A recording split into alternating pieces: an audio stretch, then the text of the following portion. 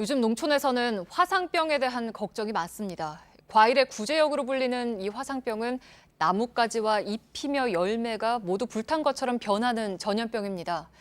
치료 방법도 없고 확실한 예방책도 없어서 농민들은 속수무책으로 당할 수밖에 없습니다. 밀착 카메라 손광균 기자입니다. 경기도 안성의 한 과수원입니다. 출입을 금지한다는 안내판 뒤에는 배나무 수백 그루가 심어져 있습니다. 밖에서 보면 멀쩡하지만 좀 더 가까이에서 보면 상황이 심각합니다. 잎은 까맣게 그을렸고 나뭇가지 끝은 말라버렸습니다. 세균성 병해의 일종으로 한 번 걸리면 불에 탄 것처럼 변한다는 화상병에 병든 겁니다. 화상병에 걸린 나무는요, 잎사귀가 이렇게 새까맣게 변합니다. 지금 이 나무는 방역 작업을 하기 위해 열매를 모두 감싸놨는데요.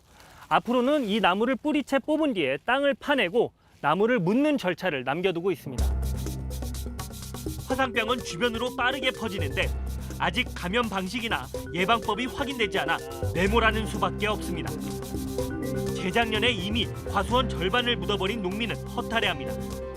왜 안 답답해요? 답답하지요. 저기 그걸 모른대요. 그분들도 연구하시는 분들도. 그러니 뭐 우리가 뭘 저기를 해요. 농사 짓는 사람들이 막막하지. 나무를 태워도 소용없습니다. 태우려고 하셨다고 하더라고요. 그런데 이걸 태우려면 어마어마해요. 물 먹은 나무가 금방 타겠냐고요. 안 타지. 그래서 물론 모르겠어요. 그게 안 되니까 다배움을 하겠지요. 현장에서는 방역도 철저하게 이루어지고 있는데요. 저희 취재진도 지자체에서 제공받은 방역복을 착용했습니다. 이뿐만 아니라 이렇게 들어오고 나갈 때도 알코올로 소독 작업까지 마무리해야 합니다. 국내에서 화상병이 처음 발견된 건 2015년으로 당시 경기도 안성과 충북 제천, 충남 천안의 농가 43곳을 핥히고 지나갔습니다. 올해는 피해가 전국으로 확산 중입니다. 처음으로 화상병 확진 판정을 받은 강원도 원주입니다. 수확을 몇 달 남기고 과일나무를 땅에 묻은 농가에서는 앞으로가 더 걱정입니다. 한 번 화상병이 발생한 과수원은 3년 동안 같은 작물을 심을 수 없기 때문입니다.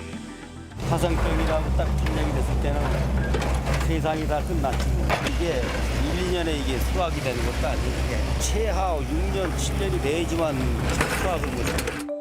강원도 평창과 충청북도 충주도 올해 처음 화상병이 발생했습니다.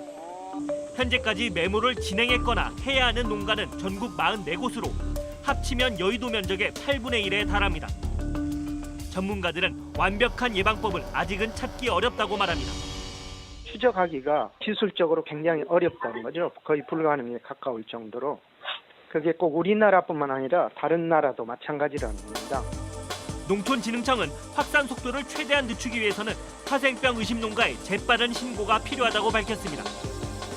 또 지난해까지 발생 시기 분석을 토대로 본격적인 무더위가 시작되면 확산 속도가 한층 꺾일 것으로 내다봤습니다. 일단 이상 증상이 발견되면 인근 농목기술센터에 즉시 신고해서 신속한 진단과 조기 방제가 이루어질 수 있도록 하는 게 가장 중요합니다.